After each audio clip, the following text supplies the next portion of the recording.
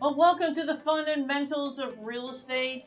Here we are again for another fun time about how you can be represented. Right. That's right, okay? We are here to help you build wealth.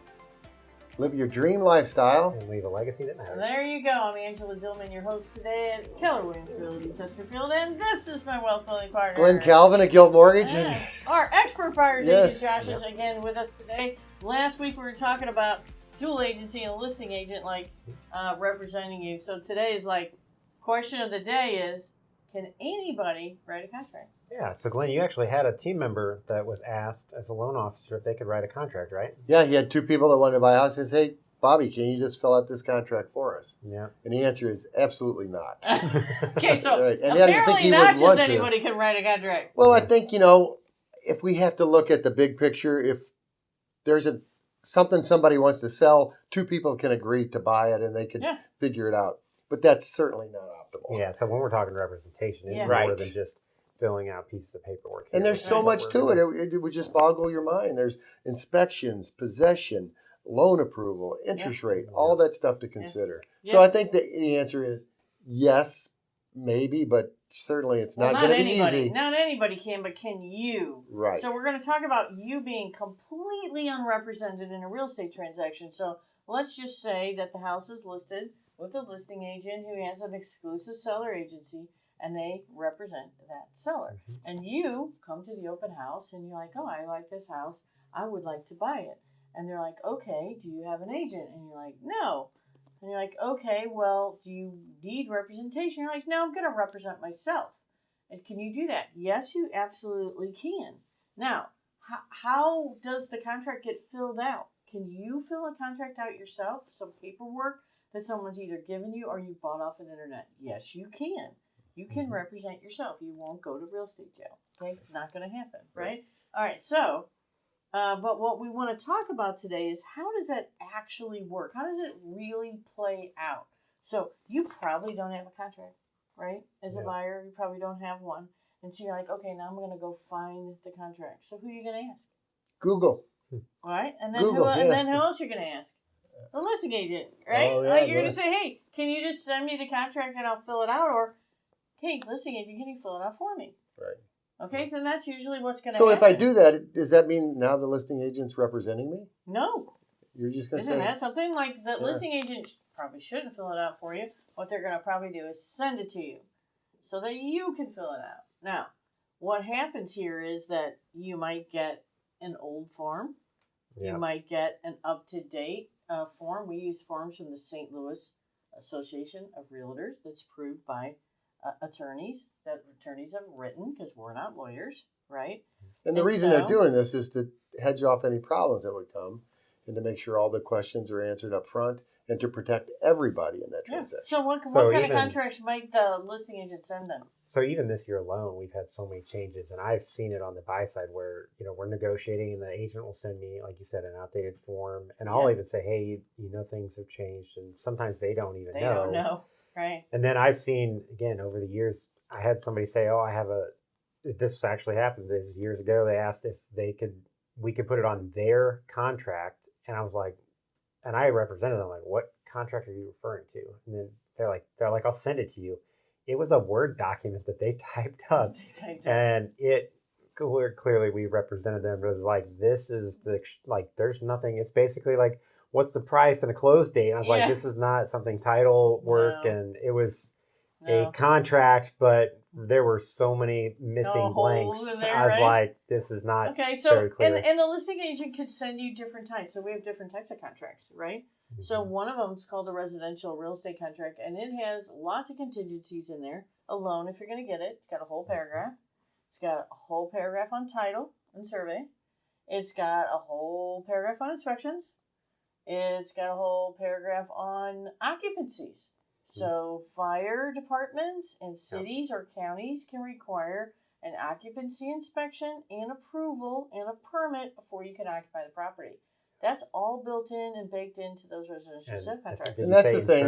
Insurance was a paragraph. That's a contingency to make sure you can get insured. On the contract. So I always tell buyers whenever I'm explaining it to them is we have two contracts. One is more in favor of the buyers on their Mhm. contingencies, and one is really stripped down for the sellers that are looking for something super clean. Super as is. And like, they you take a lot of know, the buyer's yeah, contingencies and buyer protections out and says, hey, right. this buyer knows what they're buying and they don't need all these contingencies. They don't need inspection That's why it contingency. tells They me how don't need difficult it is, IT. because if I've Yeah. never bought a house before, I don't live in this real estate world.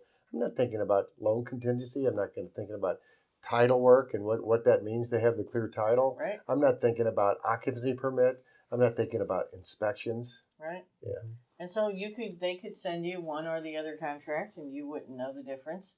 You Yeah, also like a- don't know how to fill them out. Like a really very real well. possibility in that scenario is they send you a special sale contract. You can still do your building inspections. You close on the home, and then you're about to move in, and you find out, wait, I have to do an occupancy inspection and fix items before Right. I'm allowed to move in, and that We've because you're seen that all because you're all the unrepresented, time, you still right? got your inspections, but you didn't Right. actually, nobody explained to you because you're Right. unrepresented that you Right. can't just move in now. Right? You can't just move in. So being unrepresented means that you're doing all the negotiations, all the communication yourself. You have to go find the title company or ask the listing agent what title company they use.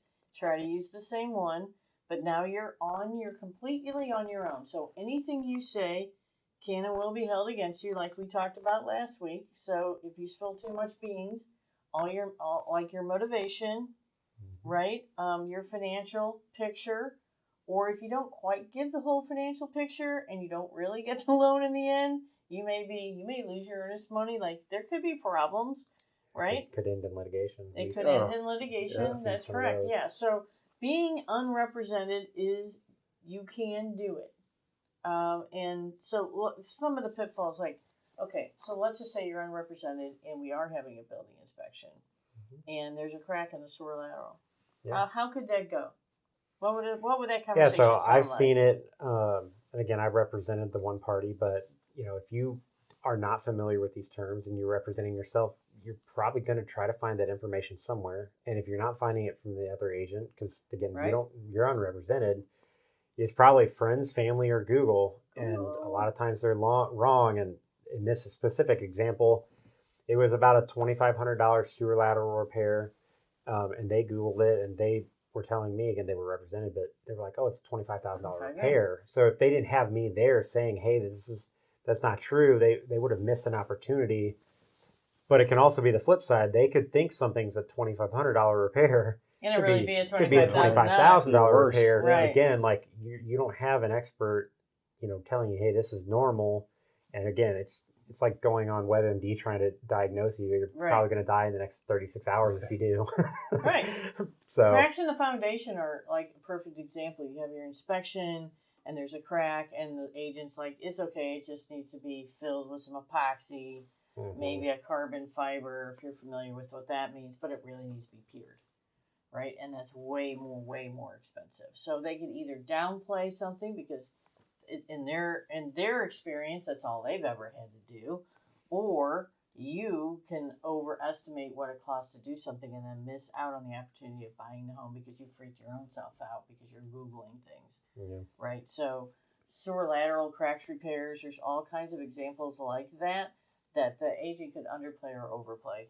Yeah, and again, another example we've talked about before is, we like to give out recommendations for top inspectors. Well, if you're unrepresented, right, you find an inspector, and believe me, I've seen plenty of them that there they go. just do not understand what's a big deal and not a big deal. And I've even caught stuff that they've missed. I'm like, did you see, like, this looks like a pretty big deal? And then, I'm not an expert in your field, but can you take a look at this? And then come to find out, they're like, oh yeah, like I did miss that. That's a really big deal. What I find out with inspectors is that sometimes they can just drill down on the nitty-grittiest of inconsequential things, like your outlet has reverse polarity, which just means you just need to change 2 little bitty wires.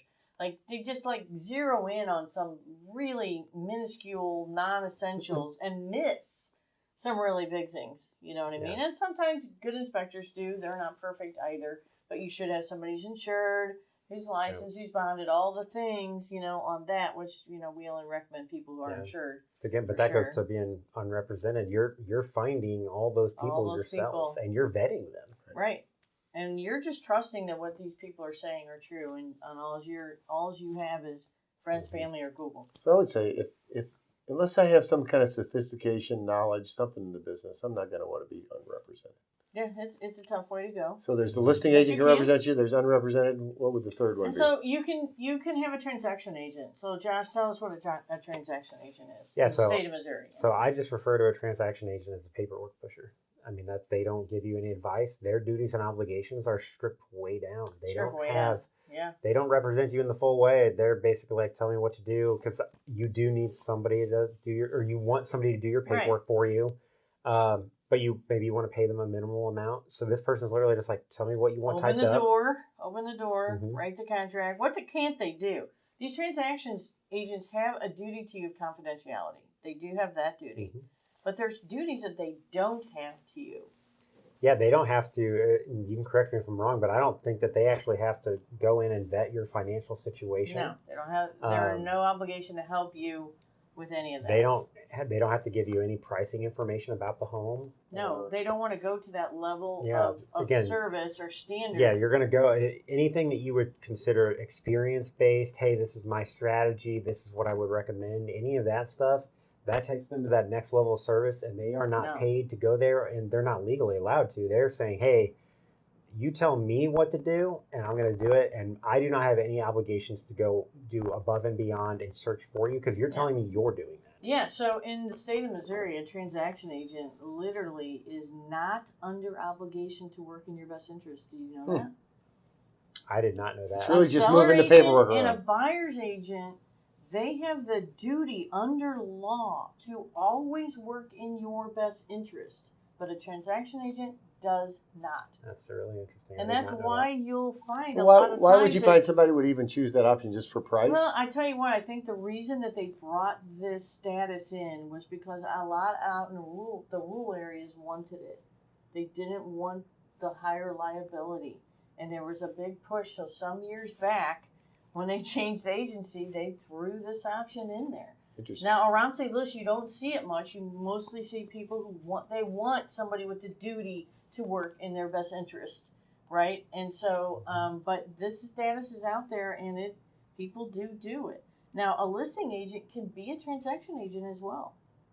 So if you're dealing with a listing agent who has got a house for sale, you need to ask them, are you a seller's agent or are you a transaction agent? Because they may not even have any duties to the seller, much less to you, right? So the duties aren't there. So next week, we're going to dive into buyer's agency. What is it? Why would I want to do it? And are all agents equal under these buyer agencies? I would say out of the three options that we talked about, from an outside point of view, I don't like either of these three. Yeah. So I'm glad we're going to talk about having a buyer's agent. Great. So have a great week, and we'll see you next time. All right.